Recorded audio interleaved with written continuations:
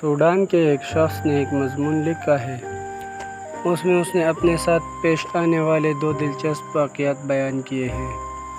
پہلا واقعہ یہ ہے کہ مجھے آئرلینڈ میں میڈیکل کا امتحان دینا تھا۔ امتحان فیس $309 تھی۔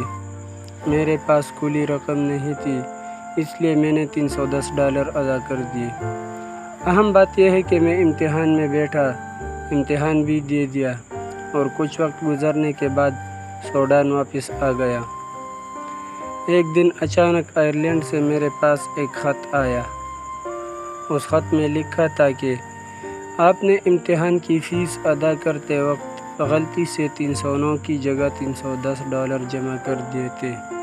$1 کا چیک آپ کو بھیجا جا رہا ہے، کیونکہ ہم اپنے حق سے زیادہ نہیں لیتے۔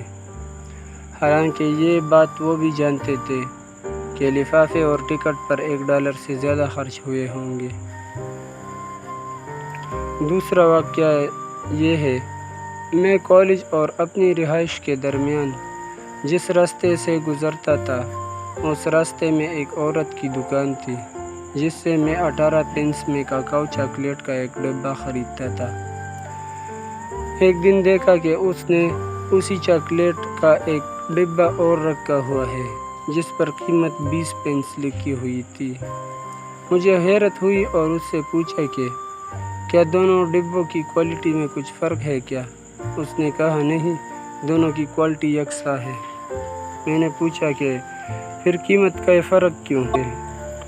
اس نے جواب دیا کہ نائجیریا، جہاں سے یہ کاکاؤ چاکلیٹ ہمارے ملک میں آتا ہے، اس کے ساتھ کچھ مسائل پیدا ہو گئے ہیں جس کی وجہ سے قیمت میں اچھال آ گیا ہے۔ زیادہ قیمت والا مال نیا ہے، اسے ہم 20 کا بیچ رہے ہیں، اور کم قیمت والا پہلے کا ہے، اسے ہم 18 کا بیچ رہے ہیں۔ میں نے کہا پھر تو سب 18 والا ہی خریدیں گے جب تک یہ ختم نہ ہو جائے، 20 والا تو اس کے بعد ہی کوئی خریدے گا۔ اس نے کہا ہاں یہ مجھے معلوم ہے۔ میں نے کہا کہ دونوں ڈبوں کو مکس کر دو اور 20 کا ہی بیچو، کسی کے لیے قیمت کا یہ فرق جاننا مشکل ہوگا۔ اس نے میرے کان میں پسپساتے ہوئے کہا کیا تم کوئی لٹیرے ہو؟